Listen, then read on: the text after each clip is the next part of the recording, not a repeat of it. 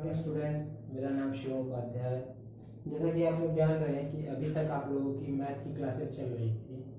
कुछ रिक्वेस्ट या फिर कह सकते हैं शिकायत आई है कि साइंस की वीडियोस नहीं अपलोड हो रही है।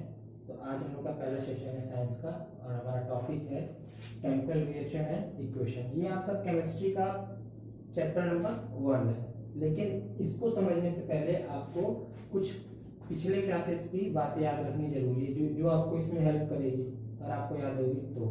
जैसे कि पिछले क्लास में हम लोगों ने पढ़ा था केमिकल चेंज और फिजिकल चेंज, लेकिन हम लोगों ने पिछली क्लास में केवल फिजिकल ही चेंज पढ़ा था और केमिकल चेंज जो हम लोग को इधर पढ़ना है। तो आप लोग जानते हैं कि केमिकल रिएक्शन होता क्या है। तो केमिकल रिएक्शन में आप लोग पहली चीज की केमिकल रिएक्शन में पार्ट क्या लेते हैं। केमिकल रिएक्शन में हमारे एटम मॉलिक्यूल, एटम पार्ट नहीं लेते हैं, मॉलिक्यूल्स लेते हैं और आपके जो कंपाउंड्स होते हैं वो पार्टिसिपेट करते हैं। तो जनरली आप लोग जानते हैं एटम क्या होता है। एटम कहते हैं कि किसी भी मैटर की जो सबसे छोटी यूनिट होती है उसे हम लोग एटम कहते हैं। और एक एटम जो होता है, कई सारे एटम मिलकर क्या बनाते हैं, एलिमेंट बनाते हैं। एटम मिलकर क्या बनाते हैं, एलिमेंट। और टू और मोर देन टू एलिमेंट्स मिलकर क्या बनाते हैं, हमारा कंपाउंड बनाते हैं। अच्छा, आप लोग सोचते हैं कि एक मॉलिक्यूल नाम का भी टॉपिक है आपका, वो क्या होता है।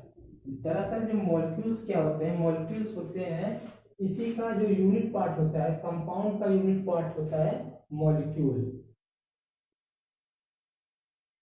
जैसे कि मान लीजिए आपका जो एटम है, आपका कोई एक एटम ले लेते हैं, मान लीजिए सोडियम आपका एटम है, ठीक। तो एन पार्टिकल्स जितने भी एन आपका तो एलिमेंट होता है, ये आपका एलिमेंट होता है, ठीक है। सोडियम आपका एलिमेंट है। तो जो सोडियम के एटम्स है, अगर सोडियम को हम कहीं से, मान लीजिए सोडियम का पीस है और आप सोडियम को कट करते हैं तो देखेंगे जब कट करें तो हर जगह उसमें एटम, आपको क्या मिलेगा, सोडियम ही मिलेगा, कुछ और तत्व नहीं मिलेंगे। उसी को कहते हैं element. Element is a pure form. तो अगर इसी तरह आपका एक कंपाउंड में देख लीजिए, क्या एग्जांपल है, कंपाउंड में आपका क्या होता है H2O। या H2O किससे मिलके बना है, 2 हाइड्रोजन प्लस ऑक्सीजन। मतलब हाइड्रोजन और ऑक्सीजन मिलके क्या बनाते हैं, आपका H2O। लेकिन ये H2O कंपाउंड है। इन मॉलिक्यूल्स किससे बोलेंगे, इसी की जो यूनिट होती है उसे मॉलिक्यूल्स कहते हैं। जैसे कि H2O H2O H2O। भाई आपके पास अगर वाटर है तो जाहिर सी बात है ज्यादा वाटर होगा। तो इसे कहेंगे कि अगर एक मोल, अगर आपका 1 ग्राम आपका वाटर है तो उसे कहेंगे 1 मॉलिक्यूल्स है या 2 मॉलिक्यूल्स। मतलब मॉलिक्यूल्स मिलके आपका एक बल्क बनाते हैं, कंपाउंड। अब कंपाउंड मिलके आपका क्या बनाते हैं, more than 2 compounds create matter, या फिर मिक्सचर भी कह सकते हैं आप इसे।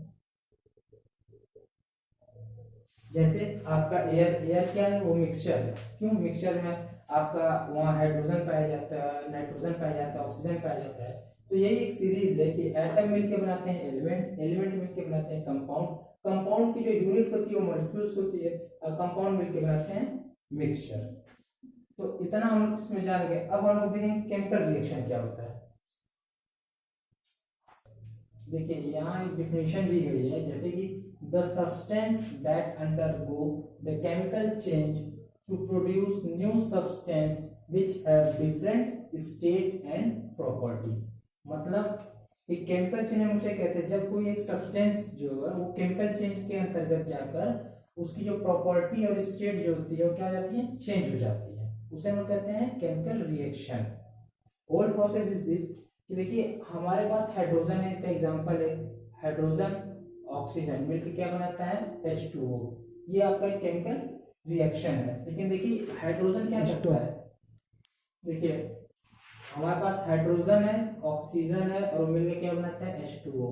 हाइड्रोजन हमारा गैस है, ऑक्सीजन भी गैस है और ये क्या है, लिक्विड। स्टेट चेंज हो रहा है। प्रॉपर्टी देखिए ये क्या करता है, एक ये एक आप तरीके का फ्यूल है, ये जलता है, ठीक। ऑक्सीजन क्या करता है, जलाता है। ऑक्सीजन की मदद से कोई भी अगर आग उग रहती है तो ऑक्सीजन की मदद से जलती है ना। और ये H2O क्या करता है, पानी बुझाता है। मतलब देखिए इसकी जो प्रॉपर्टी है बिल्कुल चेंज हो गई है। पहले तो सब तो जलने वाले कार्यक्रम में थे, लेकिन ये क्या करता है, उसे बुझाता है। तो जनरली ये कह सकते हैं कि अगर कोई सब्सटेंस किसी केमिकल चेंज के अंतर्गत जाता है और वो क्या प्रोड्यूस करता है, एक न्यू सब्सटेंस, एक नया सब्सटेंस बनाता है जो कि क्या है, जिसकी प्रॉपर्टी डिफरेंट हो, तो उसे हम उस पूरे प्रोसेस को हम लोग कहते हैं केमिकल रिएक्शन। अब ये देखिए केमिकल रिएक्शन हम लोग कह सकते हैं कि अगर हमको पता, देखिए केमिकल रिएक्शन तो आपको ये सब चीजें आपको आंखों से दिखेगा नहीं, ये सब आपको आंखों से नहीं दिखेगा, लेकिन कह सकते हैं इसको क्या होता है केमिकल रिएक्शन में बॉन्ड जो होते हैं वो चेंज होते हैं, बॉन्ड जो होते हैं टूटते हैं। जैसे कि एग्जांपल ले लीजिए, एक आपका एग्जांपल है Zn प्लस H2SO4 प्लस ये आपका हो जाएगा ZnSO4 प्लस H2 गैस। मतलब यहाँ क्या है, ये Zn जो है यहाँ पे आपका जो सल्फर था SO4 था, इसके पास दो बॉन्ड बने थे हाइड्रोजन के, इसके दो बॉन्ड बने थे हाइड्रोजन के, जो टूट कर ये दोनों यहाँ से टूट कर क्या हो जाते हैं, ये देखिए रिएक्शन का मतलब ये दोनों यहाँ से टूटते हैं और यहाँ पे ये दोनों आपस में आके मिल जाते हैं H2 गैस, और ये जिंक क्या है, जिंक यहाँ पे आके अटैच हो जाता है। तो मतलब क्या है कि यहाँ देखिए साफ दिख रहा है कि यहाँ पे बॉन्ड्स जो है ब्रेक हो रहे हैं और बन रहे हैं। तो एक तरीके से ये भी कह सकते हैं in chemical reaction the bonds are break and form new compound, लेकिन ये चीज हमको दिखेगा नहीं लेकिन होता है। तो इसी बेसिस पे हम लोगों को कुछ पांच प्रॉपर्टी दी गई है जिससे हमें पता चलेगी कि ये केमिकल रिएक्शन हुआ है कि नहीं हुआ है, वो प्रॉपर्टीज क्या क्या है हम लोग देखते हैं।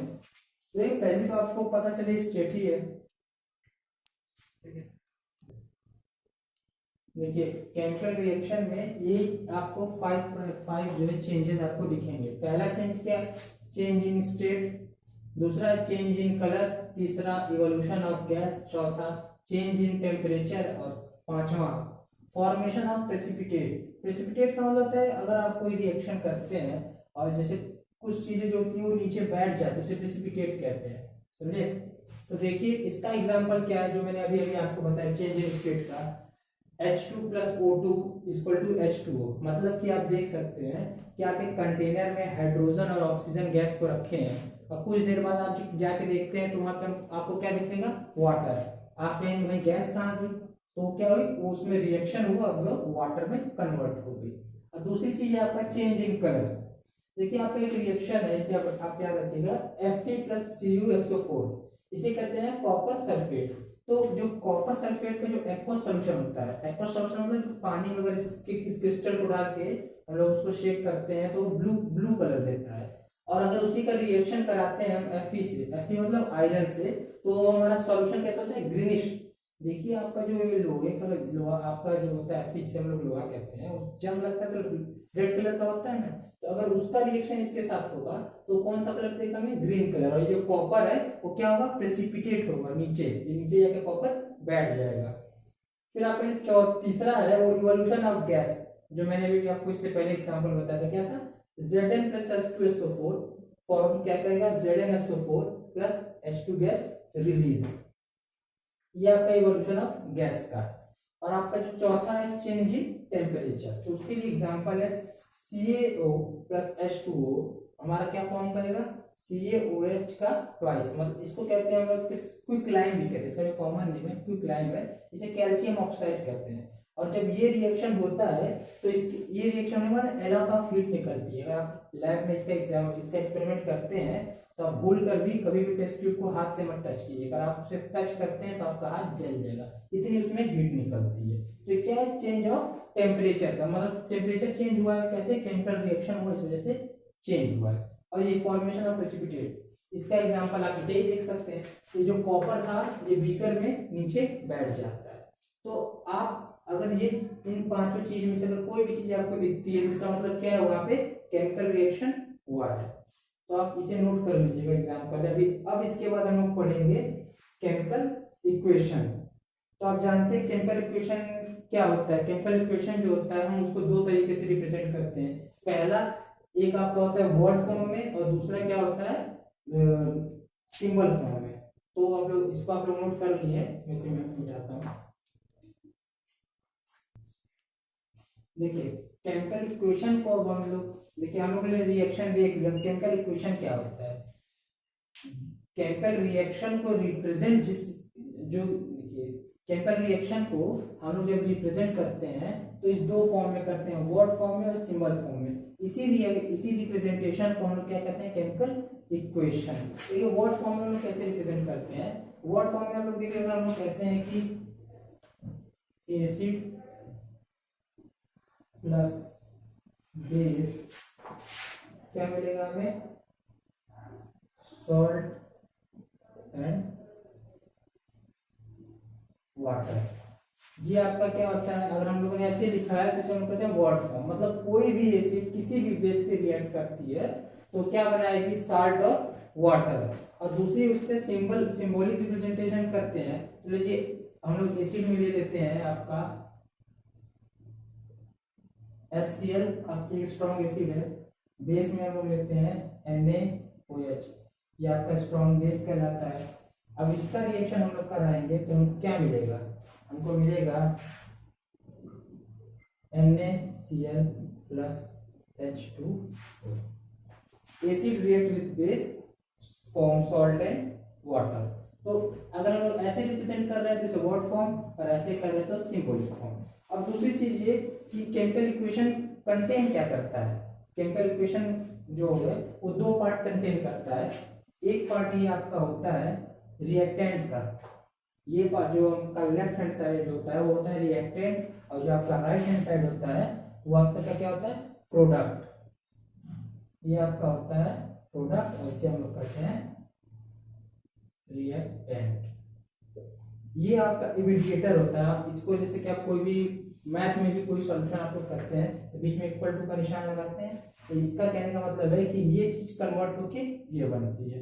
तो इसी देखिए आप याद रखिएगा, रिएक्टेंट और प्रोडक्ट दो पार्ट में डिवाइड होता है। अब हम लोग आगे की क्लास में पढ़ेंगे कि अगर एक रिएक्टेंट हो तो प्रोडक्ट कितने बनेंगे। अगर आपका दो रिएक्टेंट होता है तो वो एक प्रोडक्ट बनाता है, एक रिएक्टेंट से मल्टी प्रोडक्ट्स बनते हैं, या फिर दो रिएक्टेंट अगर रिएक्ट करते हैं तो सिंगल प्रोडक्ट बनाते हैं। तो type of equation, type of reaction हम लोग नेक्स्ट सेशन में पढ़ेंगे। धन्यवाद।